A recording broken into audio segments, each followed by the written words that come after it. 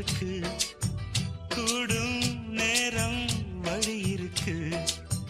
இருக்கிற நாள இருவரும் சேர்ந்து இணை பிரியாம கழிச்சிட வேணும் ஏதோ ஏதோ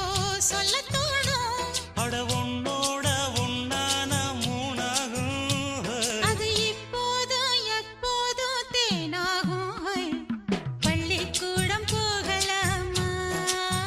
அதுக்கு புத்தகத்தை வாங்கலாமா எல்லோ